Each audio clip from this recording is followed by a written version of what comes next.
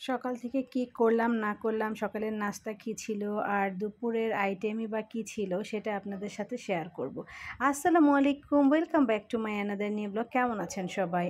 আর যে যেখান থেকে আমার ভিডিওটি দেখছেন তাদেরকে অসংখ্য অসংখ্য ধন্যবাদ।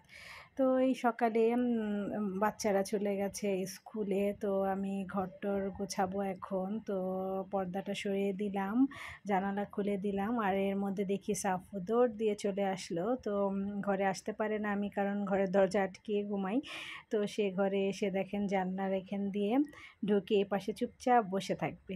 এই তো তো আমি ডাকছিলাম আর তখন আমার দিকে তাকিয়ে আছে, বাইরের দৃশ্য দেখে আর কি, বসে বসে, বাইরে যেতে পারে না। তো তো আমার রুমটা গুছিয়ে পাশের রুম গোছাতে চলে গেলাম। তারপর চিন্তা করছিলাম কি খাবো, তো ফ্রিজ খুলে দেখি যে আমার মনে পড়লো যে আমার আটাটা একটু করা আছে, তো এটা বক্স থেকে বের করে নিলাম। তো একটা পরোটা বানিয়ে খাবো। তো পরোটাটা সেঁকে নিচ্ছি, আর সাথে তো চা মাস্ট থাকছেই। তো আর একটা ডিম পোস্ট করে নিলাম।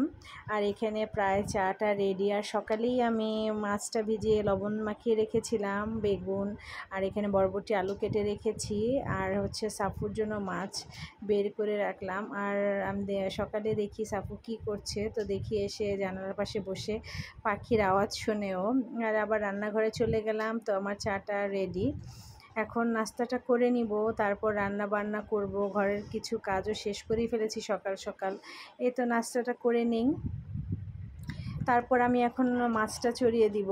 তো মাছটা আমার সকালবেলা সব রেডি ছিল, কাটাকুটি সব শেষ হয়ে গেছিলো।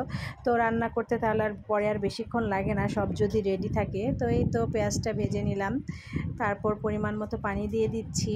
তো আদা রসুন বাটা সব পরিমাণ মতো সব মশলা দিয়ে আমি ভালো মতো কষিয়ে নেই। তো এর মধ্যে কাঁচামরিচটা দিয়ে দিলাম, একটু কষিয়ে নিলাম, আবার সবজিটা দিয়ে দিলাম, একটু কষিয়ে নিব। তারপর ঢেকে দিলাম 5 মিনিটের জন্য। তো আবার এর মধ্যে আমি আবার মাছটা দিয়ে একটু কষিয়ে নিয়েছিলাম। তারপরে মাছটা তুলে নিয়েছি, আবার বেগুনটা দিয়ে আবার একটু ভালো মতো কষিয়ে নিলাম। তো এই কষানো হয়ে গেছে, পানিটা ফাইনালি দিয়ে দিলাম, তারপর মাছটাও দিয়ে দেওয়া হয়েছিল। তো এই দেখেন মাছের ফাইনাল লুক। আর আমি আরেকটু শুকাবো, আর এর মধ্যে ডালটাও চড়িয়ে দিয়েছি, সাজনা দিয়ে আজকে ডাল রান্না করব। তো আমি ডালটা পেঁয়াজ কাঁচামরিচ সব কিছু দিয়ে মাখিয়ে নিয়েছি। তো মেখে ডালটা রান্না করব আর কি, পরে সাজনাটা দিব।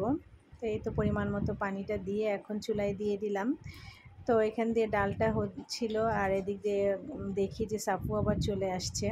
তো এই তো সাপু, আর এখানে ডালটাও প্রায় আবার হয়ে গেছে, এখন সাজনাগুলো দিয়ে দিলাম। তো সাজনাটা হতে তো আবার 10 মিনিটের মতো প্রায় লেগেছে। তো এই তো ডাল সাজনাটাও নরম হয়ে গেছে।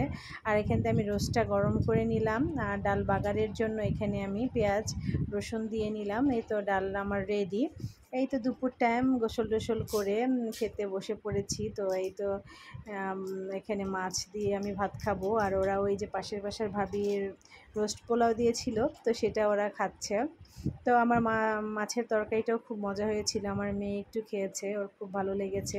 তো বিকেল টাইম একটু রেস্ট টেস্ট নিয়ে তো ভাবলাম ঘরে অনেক কিছুই শেষ হয়ে গেছে, আর আমার ছেলে নুডলস খেতে চাইলো, তো দোকান থেকে নুডলস, ডিম, বিস্কিট, আর আমার চা খাওয়ার দুধও শেষ, নিয়ে আসলাম। আর সাফও বসে আছে, এর মধ্যে আমার ছেলের নুডলস রান্না করা কমপ্লিট, সে একা একাই নুডলস রান্না করে। তার নুডলস খেতে খুব বেশি পছন্দ আর কি, তার মন চাইলেই রান্না করে খায়, আর সে নিজে একাই আবার রিভিউ দেয় মজা হয়েছে। তো এই তো দেখেন বলে যে মজা হয়েছে। তো আর ওদিক দিয়ে আমার চাটাও প্রায় হয়ে গেছে, আর আমার মেয়ে এখন ঘুম থেকে ওঠেনি, তো আমি চাটা খেয়ে নিব এখন। তো এই তো চা হয়ে গেছে, চাটা দেখতে কিন্তু সুন্দর লাগছে, খেতেও ভালো লাগছে। আর এর মধ্যে আমার ছেলে আবার চা দিয়ে দেখেন বিস্কিট খাচ্ছে আবার আমার কাছ থেকে নিয়ে। তো সারাদিন কি করলাম না করলাম আপনাদের সাথে একটু শেয়ার করলাম। তো এই টাইপের ব্লগ ভিডিও যদি ভালো লেগে থাকে অবশ্যই আমার পাশে থেকে আমাকে উৎসাহিত করবেন, আমাকে সাপোর্ট করবেন। আপনারা সাপোর্ট না করলে আমি আগাতে পারবো না। তো আজকে এই পর্যন্তই, আল্লাহ হাফেজ।